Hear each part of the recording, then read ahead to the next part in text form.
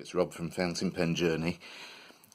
I'm going to talk today about what I consider one of the best pens that I've actually bought, and it's also one of the cheapest. It is the Wing Song 3008. It's a fantastic pen for the price. I mean, these things cost maybe £2 or £3, including post and packaging, from China, and it's a piston filler. And it's a reliable piston filler, and it's a very good piston filler, and it writes well.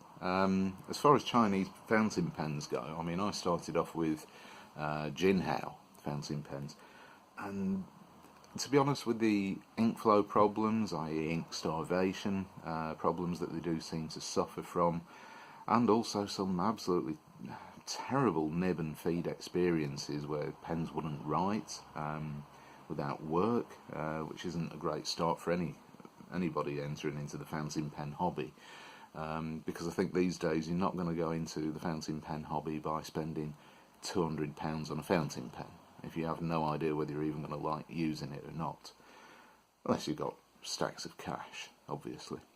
But that's, personal choice.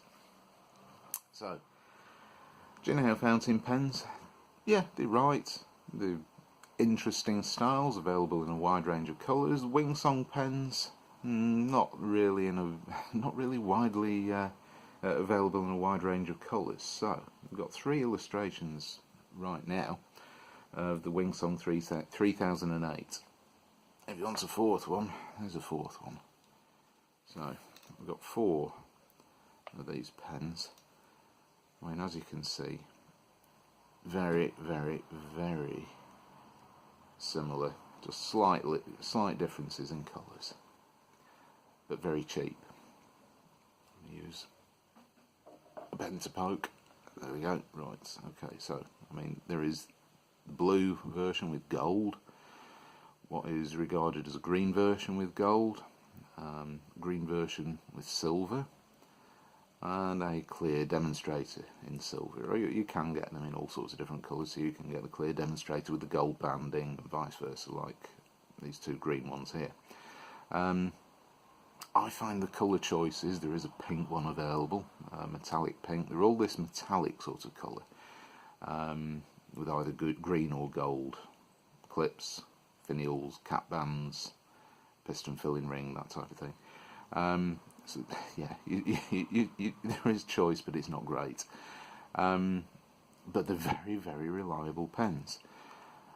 I don't know how hard wearing this metallic finish will be on these pens. The plastic certainly feels a little bit cheap, but it does the job, it works, it's quite solid. I've been using this particular one, this greenish coloured one with the gold banding, quite extensively now for a few weeks, and I absolutely love it. It is one of my best daily writers, and I think for £3 you can't ask for more. It's a really good pen. I shall get these other variants out of the way. I mean, if you're after a clear demonstrator for £3, one that works well, you can't go wrong with these pens. They are really, really good.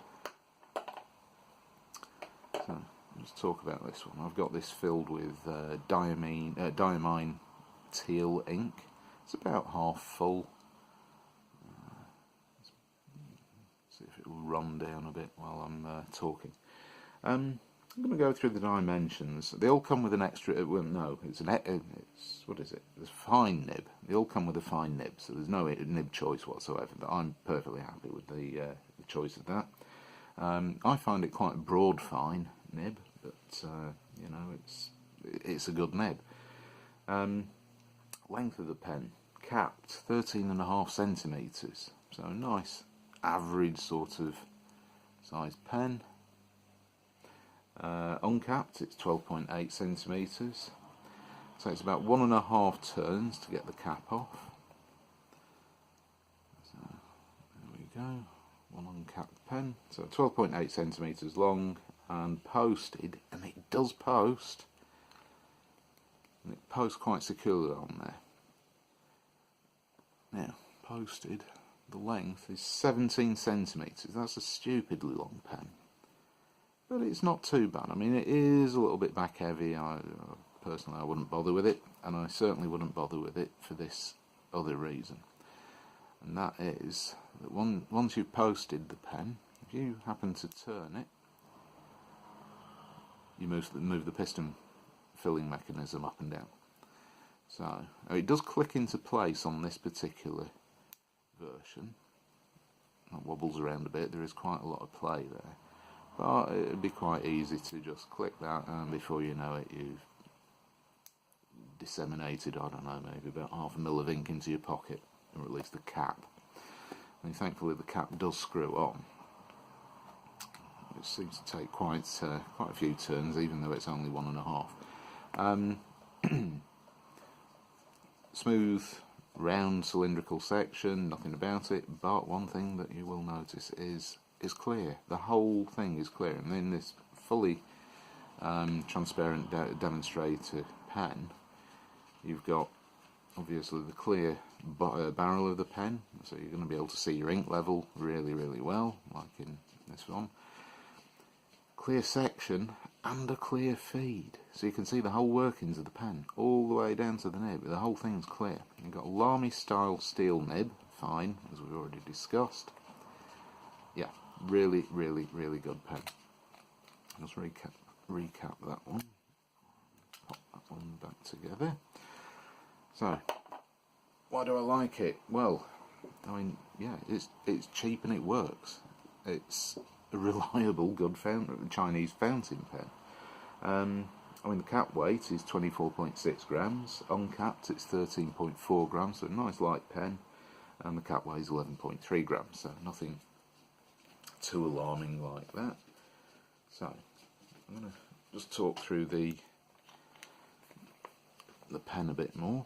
Very comfortable to hold in the hand. Slightly, yeah, I'd say that is, I've got size 8.5 hands, and I'd say that is the perfect size for me. The weight is perfect. I write extensively, page after page after page with this pen. No issues with no issues with any hard starts, but there is occasionally a bit of skipping, which I'll try and replicate. I think overall it writes really well. It's a wet writer, and there's no flow issues. You can write half a page of text, and maybe if you're still writing sort of half a page down, then you might think, hang on, it's not quite as saturated or as wet as it was when I first started right up here at the top of the page, but you know, it's not bad. So let's do a quick bit of writing. There we are, we're on camera. So it is Wing Song 3008. That is a fine nib. The ink is Diamine Teal, which for me, I really do like this ink. It's a bit of a darker teal. It's more of a very dark green with a teal tinge to it. A little bit of a sort of, I suppose, a dirty teal colour. But it's quite nice, and it's a nice wet flowing ink. So I'll do a writing sample.